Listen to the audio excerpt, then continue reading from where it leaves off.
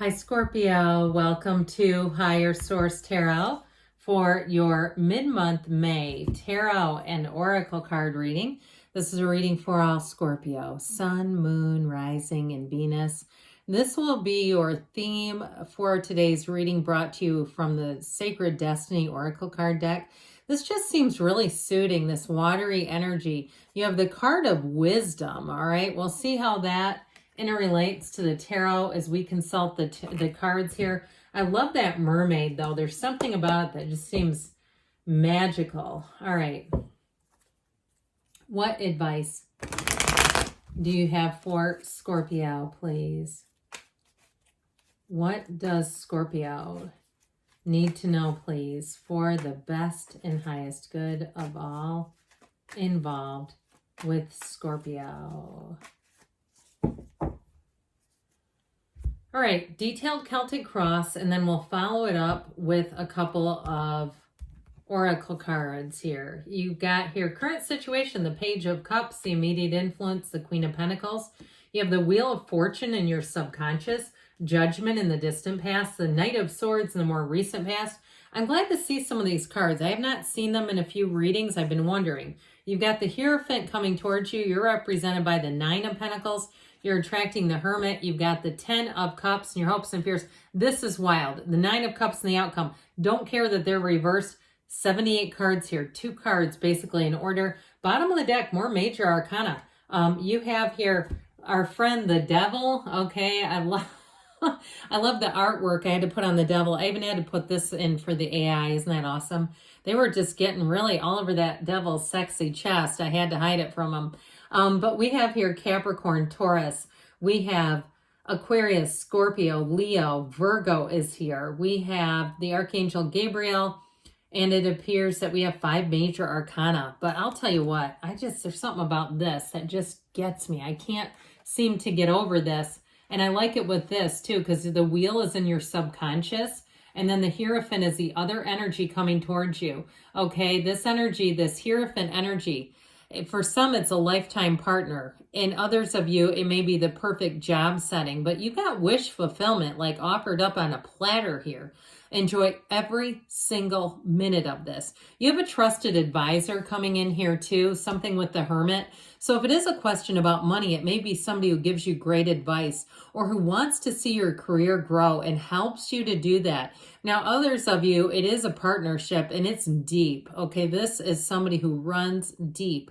And I feel like it is such a beautiful relationship. I just love everything about this. So, okay, and guess what? I even know where these go. How about that? So something over here that we have to address. It's like, oh God, we have to look at these again. Yeah. Well, the black in the cards, I guess we should start there. For some of you, it's the shadow aspect of your personality, and be okay with that, because the shadow, especially in the Devil, are things about ourselves that we need to examine more closely. When we ask the question, how did I get here? It's like really not just saying that, but looking at it, retracing it. You know, I've done some things, and this can be, I've got 2 different exercises that might be helpful. The first one is a timeline where you go back year by year in a relationship, and you may list off, things about the relationship, things that you started to resent, or things that changed in the relationship and perhaps crossed a boundary, whether it's a job or a love relationship. You can do it with either. Or where things seem to start to feel like a betrayal. Again, it's that boundary, I think, when our boundaries are breached and we just kind of stay status quo and allow it. Then the second exercise I got from Carolyn Mace, and this has been profound. I really like this. She has talked about in her workshops asking people to write down every single good thing they've ever done in their lives. And of course, they look at her and say, that's preposterous. I've done scores of good things. I can't remember that. And then she asks them, well, then list every time you've ever betrayed yourself. And that can become readily and easily very crystal clear, I think, for most people. So it may be something like that to really look at, because there's stress here with that 9 of Swords. While it is the needless worry card, there's something to it. I don't want to just poo-poo it and fluff it and go, oh, it's needless worry, you're protected, you're cared for, you're loved. Of course you are, but there's something to it that's created it. And it's like, if we don't if we don't acknowledge the issue, we can't change it. We can't fix what we won't acknowledge. So I do feel like somebody here is, perhaps their advice is about taking a deep dive and doing some soul searching. And with that Seven of Wands, though, it's also too about, when the work is done, the heavy lifting is done, going on with your life, right? We don't just stay there. And so with that Seven of Wands, I do feel like it gets you back out there no matter what it was here. It's about ending an old toxic pattern and really starting a brand new one. So in the current situation, you've got a new opportunity. And it's like, this is where things get light and easy. For the rest of the reading, just by the way, that Page of Cups makes your environment feel loving and welcoming and inviting, but so does the Queen of Pentacles. So I definitely feel like if you have a change, it's going to feel like home. If it was a job, again, that there was some kind of, job loss or something where the environment changed and you go, I don't want to be here anymore. I especially too feel like if there was some unprofessionalism. Now this can happen with males too, but I'm going to call it mean girl stuff, where people are like, two people are having a problem and they're starting to, gossip and talk and involve other people. It's like how unprofessional. And it almost causes an exclusionary feeling is what I'm getting. I feel like that's being put behind you. If you were left out or cut out, or there was something there that just was very unprofessional. Now, if it was the end of a relationship and the person went out and they said all kinds of bad things about you, I do feel like you're going to be in an environment too where it really heals your heart and it really helps you to see what kinds of people you want around you. With that Queen of Pentacles, you're attracting a partner for life. Now, if you're already with them, boy, are they gold. You got a good one here. And so I definitely feel like you have someone too who's very trustworthy. And I feel like that's necessary in whatever happened here. So the Wheel of Fortune in your subconscious is so fantastic. This will allow new opportunities to come into your world, but they're always high vibrational. This is not low vibrational stuff. When people say, oh, it can bring in a change for the worse. No, it can't. That's not what the card means. I don't know where they're getting that from.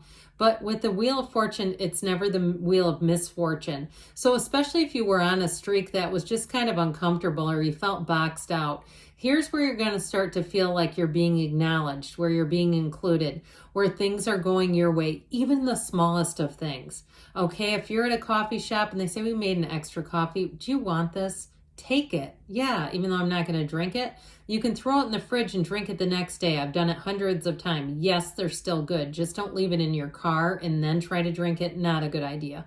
But I do feel like this kind of little stuff will start to build and you'll start to notice it, and it'll help you to really just kind of leave the past, let things drop and go on. Remember the card of wisdom at the very beginning of the reading? It's like your wisdom and your experience are really truly going to be your guide. We always say experience is the best teacher, but it's like, man, it's hard to get it though. I don't really want experience all the time. It's painful sometimes.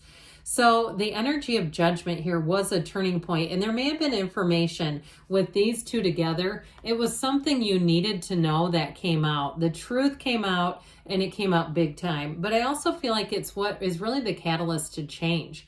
And so this energy of Judgment, like I said, if you were in a situation where you felt boxed in, where things had changed in your environment, and it was really crossing a boundary. It wasn't what was offered, or it was just, like I said, snarky coworkers who don't hold professionalism in a high regard. They'd rather buddy up and talk about people. I feel like you're going to see that, and it really releases you, because who wants to be in that toxicity?